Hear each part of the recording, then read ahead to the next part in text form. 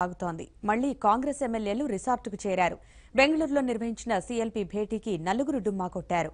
ఆ నలుగురి చూపు బీజేపీ వైపు ఉందన్న ప్రచారం సాగుతోంది. గురుగ్రామ్లో బీజేపీ ఎమ్మెల్యేల శిబిరం కొనసాగుతోంది.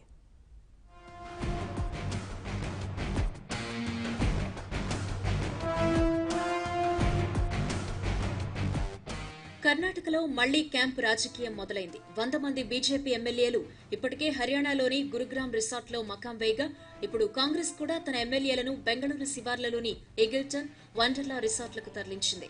శుక్రవారం నిర్వహించిన శాసనసభాపక్ష సమావేశానికి నలుగురు సభ్యులు డుమ్మా కొట్టడమే దీనికి కారణం. ఎమ్మెల్యేల తిరుగుబాటు సమసిపోయిందని గురువారం ఊపిరి పీల్చుకున్న కాంగ్రెస్ కు ఆ సంతోషం ఎంతోసేపు నిలవలేదు.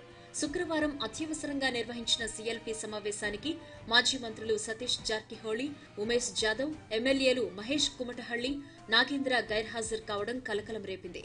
సీనియర్ నేతలు ఎన్నిసార్లు ఫోన్ చేసినా వారు స్పందించలేదు.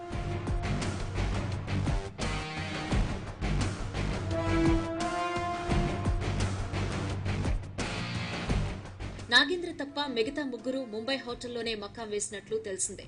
నాగేంద్ర గురువారమే కర్ణాటకకు చేరుకున్న కోర్టు కేసు కారణంగా తాను సీఎల్పీ భేటీకి రావడం లేదు అని పార్టీకి సమాచారం ఇచ్చారు. ఈ భేటీకి రాకుంటే క్రమశిక్షణ చర్యలు తప్పవని, పార్టీ నుంచి వెళ్లిపోయినట్లే భావించాల్సి ఉంటుందని సిద్దరామయ్య హెచ్చరించినా వీరు పట్టించుకోలేదు. హాజరైన వారిలోనూ మరో నలుగురు బీజేపీతో టచ్లో ఉన్నట్లు పార్టీ నాయకులకు ఉప్పందింది.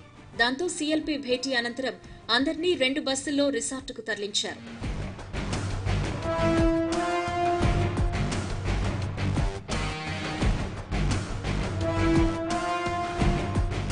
కుమారస్వామి ప్రభుత్వంలో సతీష్ మొన్నటి వరకు మంత్రిగా ఉన్నారు. ఆయన సోదరుడు రమేష్ జార్కిహోళి 10 మంది ఎమ్మెల్యేలతో తిరుగుబాటు చేశారు. దీంతో సతీష్ ను తొలగించి రమేష్ కు మంత్రి పదవిచ్చారు. సతీష్ బీజేపీలో చేరిపోతాను అని బెదిరించారు. నిజానికి అన్నదమ్ములిద్దరూ మాజీ ముఖ్యమంత్రి సిద్దరామయ్య వర్గీయులే. సీఎల్పీ భేటీకి హాజరైన రమేష్ తో సతీష్ కు ఫోన్ చేయాలని సిద్దరామయ్య సూచించారు. ఎంత ప్రయత్నించినా ఆయన అందుబాటులోకి రాలేదు.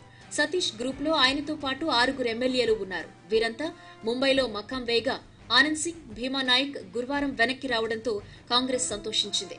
శుక్రవారం సమావేశానికి నలుగురు రాకపోవడం, ఇంకో నలుగురు అనుమానాస్పదంగా ఉండడంతో అధిష్టానం షాక్కు గురైంది.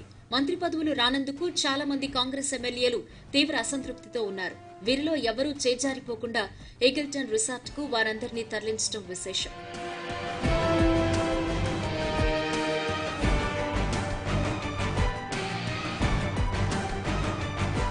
కర్ణాటకలో సంక్షోభానికి ప్రధాని మోదీ, బీజేపీ అధ్యక్షుడు అమిత్ షా కారణమని సిద్దరామయ్య ఆరోపించారు.